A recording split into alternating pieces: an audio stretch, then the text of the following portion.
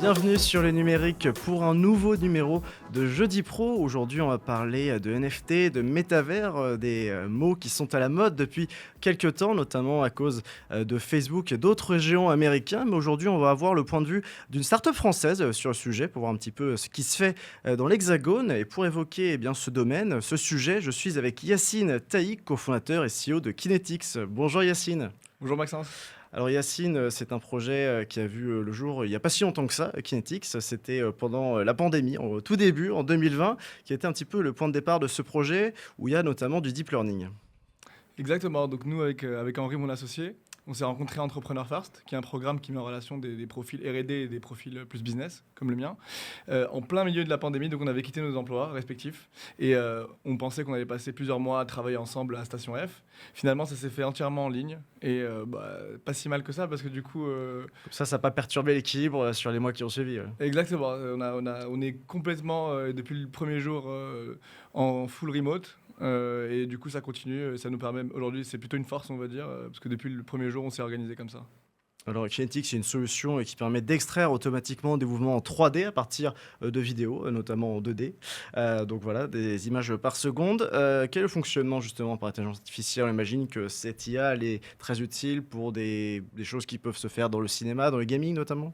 Exactement. Donc la motion capture, qui consiste en fait à mettre des capteurs sur le corps d'acteurs pour pouvoir faire des films d'animation, des jeux vidéo, enfin tout ce qui va caractériser les mouvements des avatars.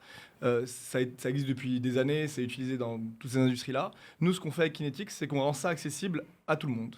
Et comment on fait ça? C'est grâce à nos algorithmes de deep learning qui vont reconnaître des mouvements sur une vidéo et pouvoir extraire ça. Donc on peut mettre un lien YouTube ou une vidéo TikTok d'un mouvement, une danse qu'on aime bien. Ça va automatiquement extraire cette danse, la mettre sur l'avatar de son choix. Donc on a développé une plateforme autour de cette technologie qui permet de manipuler, d'éditer, même de mélanger plusieurs mouvements entre eux et de pouvoir faire de la création. Et ensuite de pouvoir exporter du coup ces personnages animés vers n'importe quel type de monde virtuel. Et donc ça c'est accessible dès aujourd'hui à Monsieur Tout-le-Monde. Justement, vous avez parlé de monde virtuel, on en parle énormément en ce moment avec le métavers, justement une chose qui est chère à Facebook notamment. Si vous vous intéressez au métavers, c'est plus par un petit peu opportunisme, j'ai envie de dire, parce que c'est vrai que c'est un bon levier marketing, ou c'est une vraie conviction que vous avez dans votre équipe? Alors nous, on parle de Metaverse depuis le premier jour où on s'est lancé. Donc en 2020, on en parlait déjà. On nous prenait un peu pour des fous parce que c'était très théorique. Mais du coup, on y est un peu avant tout le monde. Et même aujourd'hui, nous, on parle même plus de Metaverse.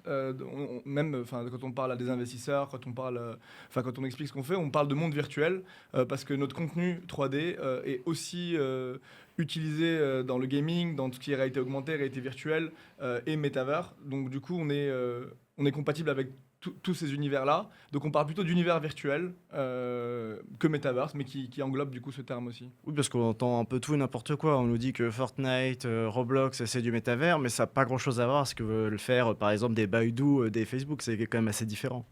Bah, on va dire que la définition, elle est pas. Enfin, il y a plusieurs façons de voir.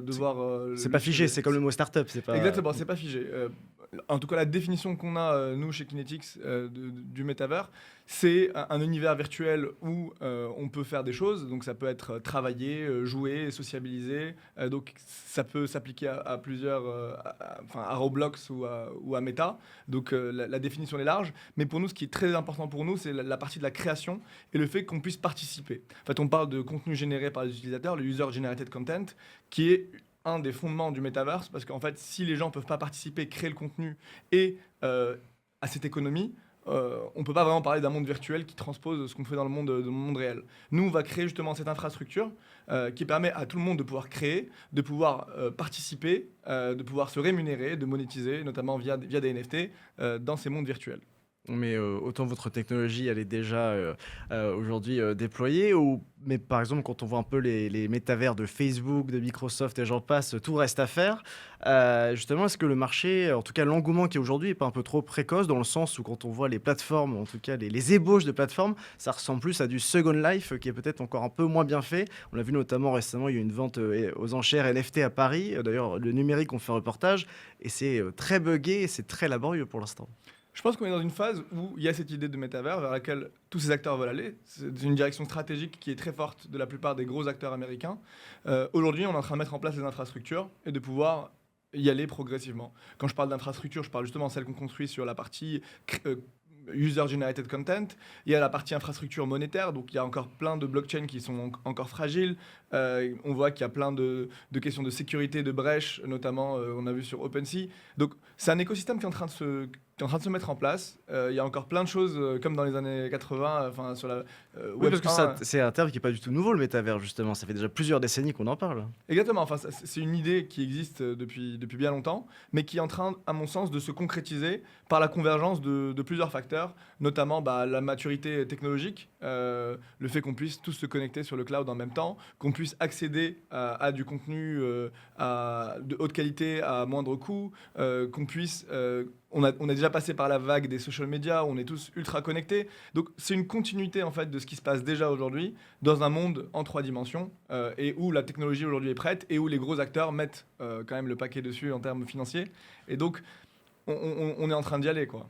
Oui, bon, on l'a vu que Facebook faisait pas les choses à moitié. D'ailleurs, on parle plus de Facebook, mais de Meta, même si on soupçonne un petit peu Mark Zuckerberg de vouloir redorer son blason, vu toutes les casseroles qu'ils ont à résoudre. Mais néanmoins, on voit qu'il y a quand même un engouement pour le secteur. Quand on voit un petit peu ce qui se passe, justement, vous revenez tout juste des États-Unis. Vous avez fait le CES. D'ailleurs, j'imagine que le Metaverse, on a entendu parler à toutes les sauces. Quand vous voyez un petit peu ce qui se fait aux États-Unis, ce qui se fait en Asie et ce qui se fait en France, quel est un petit peu votre regard? On voit que les Américains en parlent beaucoup. C'est beaucoup moins le cas en France aujourd'hui. En tout cas, le regard est peut-être plus moqueur en France que par rapport aux États-Unis. Alors je dirais que les Américains n'en parlent pas. Enfin, ils agissent dans un sens où Microsoft vient de faire des énormes acquisitions, Meta investit énormément sur ce sujet, donc les gros acteurs n'en parlent plus, concrètement, sont dedans déjà. Sont dedans. Enfin, en tout cas, ils investissent pour y aller. En France, on en parle beaucoup, mais on n'est pas encore dedans. Donc, on voit que les acteurs sont quand même prennent l'avance, et je trouve ça quand même assez dommage parce que je pense que si on transpose en fait ce qui se passe dans le métavers aujourd'hui et dans Web3, c'est le futur d'Internet. Et s'il n'y a pas une présence européenne, s'il n'y a pas des acteurs européens qui se positionnent dessus et français, on est en train de perdre une certaine bataille qui est la bataille du futur des plateformes où on a passé énormément de temps. Enfin, aujourd'hui, on parle de GAFA, c'est eux qui captent tout notre temps de cerveau disponible. C'est parmi les entreprises les plus valuées dans le monde. On est en train peut-être de passer à côté d'un gros pan de l'économie. Ça sent un petit peu le déjà-vu avec l'intelligence artificielle et plein d'autres choses récemment. Ouais, moi je pense qu'il faut qu'il y ait une stratégie plus forte pour aller dans ces secteurs-là. C'est des secteurs où il y a encore beaucoup d'inconnus et où les investisseurs aujourd'hui sont encore frileux pour y aller. Là où les Américains sont prêts à prendre plus de risques et à y aller parce qu'il y a une conviction, une thèse très forte de leur côté, ils y vont. Je pense qu'on devrait aussi se forger une thèse très forte aussi européenne dessus pour pouvoir y aller parce qu'il va y avoir les mêmes questions qui se sont posées de données, même si on parle beaucoup de décentralisation. Les métavers qui sont en train de se construire ne sont pas tous Web3 et même Web3, il y a encore plein de remises en question justement de l'aspect de la décentralisation. Il va y avoir d'énormes questions sur les données. Toutes ces questions-là qui se sont posées dans les vagues précédentes vont se reposer. Et du coup, est-ce que c'est pas le moment d'apprendre de ce qui s'est passé ces 20 dernières années et de pouvoir se faire une place centrale et forte d'acteurs européens sur le sujet? Il y a aussi des choses à faire de manière plus globale que le métavers avec les NFT, on le voit avec le Web 3.0. On voit qu'il y a tout, finalement tout est lié, où il y a surtout la blockchain finalement qui fait un petit peu le trait d'union entre tous ces secteurs. D'ailleurs, je crois que vous lancez une plateforme de NFT pour les micro-créateurs. Exactement. Après, nous, notre conception des NFT, elle est assez différente de l'explosion du marché des NFT qu'on a vu cette année. Donc le marché, il est passé de 100 millions en 2020 à 23 milliards en 2021.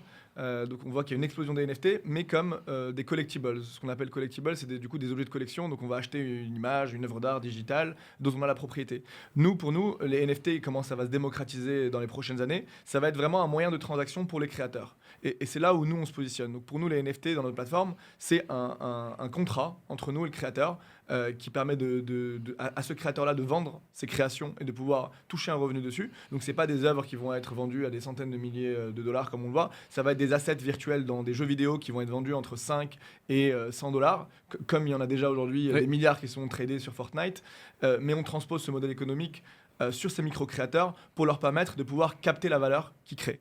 Donc sur Web 2 et la plupart des plateformes aujourd'hui de création, la longue traîne des créateurs ne monétisent pas parce qu'ils ont du mal à capter les revenus. C'est les plateformes qui captent ce revenu-là. Dans un monde décentralisé où il y a de la création, les créateurs vont pouvoir se rémunérer directement via leur création. Et nous, on met en place cette infrastructure pour leur permettre de le faire. Merci beaucoup Yacine.